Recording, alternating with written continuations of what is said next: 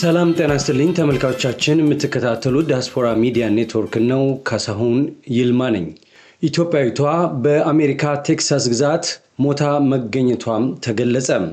አርሴማ በላይነ በዳላስ አቅራቢያ በሚገኘው አዲሰን በሚባል ከተማ በመኖሪያ አፓርታማ ግቢዋ ውስጥ ሞታ መገኘቷን ፖሊስ ይፋ አድርጓል።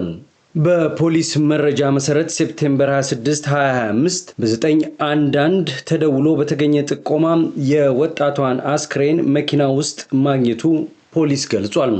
ወጣቷ ለአደጋ ተጠሪ ብላ ባስመዘገበቻት ጓደኛዋ ስልክ ተደውሎ ሕይወቷ ማለፉ እንደተገለጸና ቤተሰቦቿም በሷ አማካኝነት መርዶ እንደተነገራቸው ለመረዳት ተችሏል። ፖሊስ የአርሴማን አስክሬን መርምሮ ከ12 ሳምንታት በኋላ ውጤቱን እንደሚገልጽ ለቤተሰቦቿ ቅርበት ያለው ሰው ለዲያስፖራ ሚዲያ ኔትወርክ መረጃውን አካፍሏል።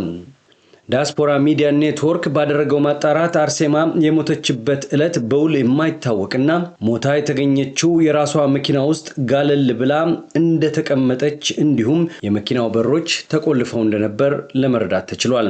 እንደ አውሮፓውያን አቆጣጠር በ1992 በአዲስ አበባ የተወለደችው አርሴማ በላይነ አንደኛና ሁለተኛ ደረጃ ትምህርቷን በላዛሪስት ካቶሊክ ትምህርት ቤት በአዲስ አበባ እንደተማረች ለማወቅ ተችሏል።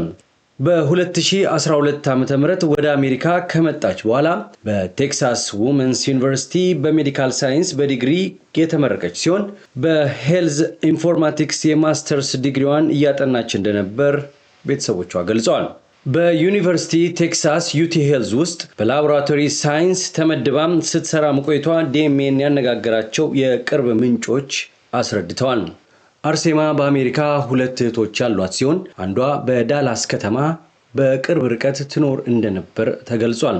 እስካሁን ባለው መረጃ መሰረት የአርሴማ የቀብር ስነ ስርዓት ማክሰኞ በዳላስ ቴክሳስ የሚፈጸም ሲሆን እናቷ ወደ አሜሪካ መምጣት እንዳልቻሉ ተገልጿል። ለአርሴማ የቀብር ስነ ስርዓት ማስፈጸሚያ እንዲሆን በእህቷ ባል አቶ ቴድሮስ ባየ ስም ጎፈንድሚ መከፈቱ ተገልጿል።